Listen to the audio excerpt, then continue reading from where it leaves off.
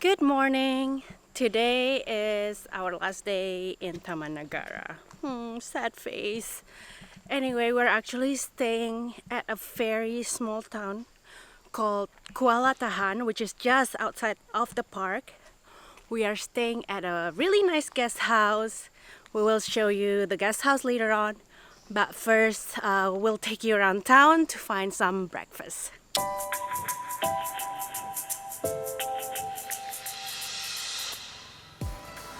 Okay, so this is the main school in Kuala Tahan, and if you remember our last video of the Orang Asli, this is also where the children go to school. And just across from the school here is where our favorite breakfast place. What are you getting? My favorite one. Favorite one? Daging kicap. Daging kecap. Smoked beef and soy Salad. sauce.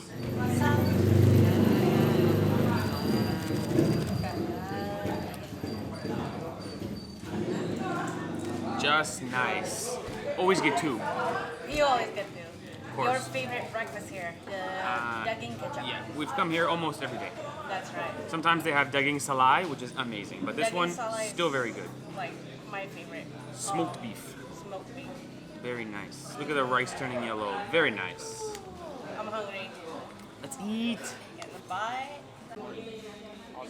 Thank you. Terima kasih. So this is where the famous roundabout. Most people get dropped off if you're staying in Taman Negara. Most likely you will get dropped off here in this roundabout. And just across from the river we can see Taman Negara. And as you can see, I don't know if you can see, there is one resort inside of Taman Negara. So you can stay inside Taman Negara or you can stay in Kuala Tahan just across the river. And if you look at the river from up here, guys, you see the water level way down there. In 2014, there was an epic flood where the water level was as high as the roof of this hut. Something like 20 meters the water level climbed. So I think every local in the area has like a story of their experience during the flood. Obviously they all evacuated and the cleanup afterwards is like tremendously difficult. But our hostel owner has an interesting story and experience about it, and he told us a bunch about it. So let's go back to the hostel and we'll check out. Alright, we are back at our guest house, Greenland Guesthouse, and there is also a Durian Chalet on the same property. And as soon as you enter, you can see lots of greenery around.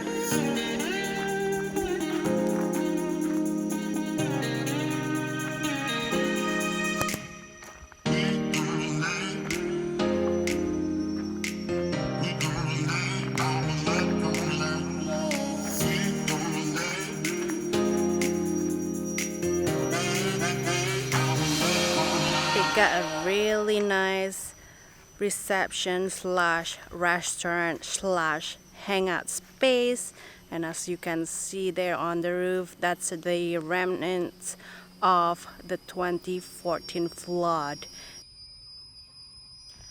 But now let's show you our room.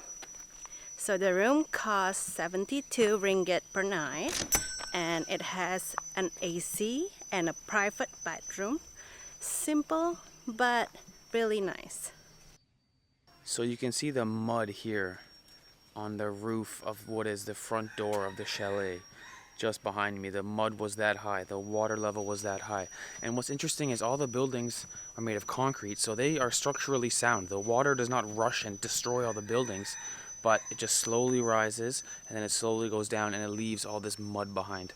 So even 6 years later, on the roof of his front door, he still has mud. Evidently for like weeks and weeks, the owner of this hostel named Ja was shoveling mud off of his property. He actually has a really clever idea. He might be able to stick around next time if a flood happens again. He's built this separate room beside his house with barrels beneath it. And the idea is, if the water level rises that high again, he can bring his family in there and literally float until the water level goes down again. He'll still have to do all of the mud cleanup, but at least he won't have to evacuate. He's a really incredible guy, local guy, born and raised here. He's a tour guide. He has a rubber plantation in the back. He's a bird watcher. He's a accommodation owner. It's really an incredible homestay. We really recommend it. You'll be staying with a local, and he is so knowledgeable. Whenever you're walking through his property, he'll hear something, say, "Hear that noise?" It's like, "Boop, boop." You're like, "Yeah, it's a bird." He's like, "No, that's a frog." And he'll come and show you the frog it is. He's got so much information. He really is an outdoorsman. Trees and animals and insects. He actually took us on a hike last night, which was really incredible. So it's a local spot that most people don't know about. It's about a half an hour walk up a hill, and the whole way up there he's telling us interesting information about trees and plants and insects. This one is to stop you from bleeding, and this one is the antiseptic.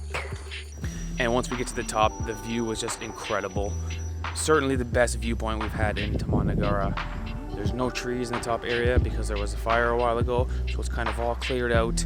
And unfortunately, it started raining about half an hour after we got there, so we didn't stay long. But really, really incredible. Special thanks to the owner of this hostel or homestay named Ja. Bukit Dedari. Bukit Dedari, woohoo!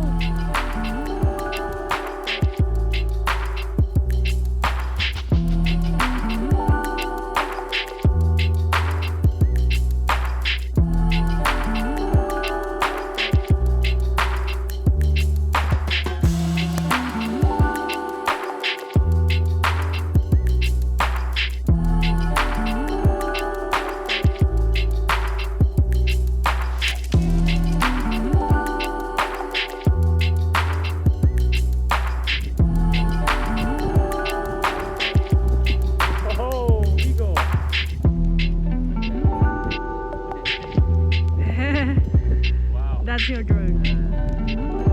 That's your drone. No victory. Natural.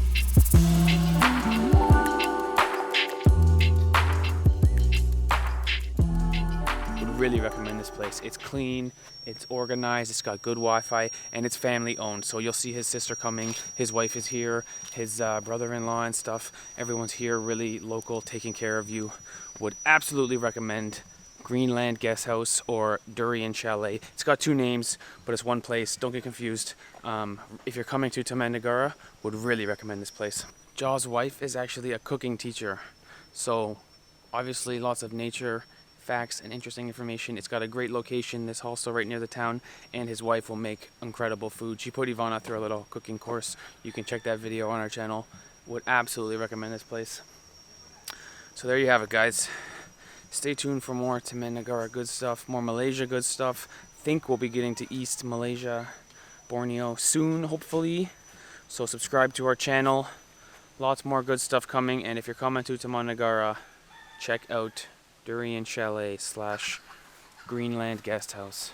Okay, thanks for watching, guys. See ya.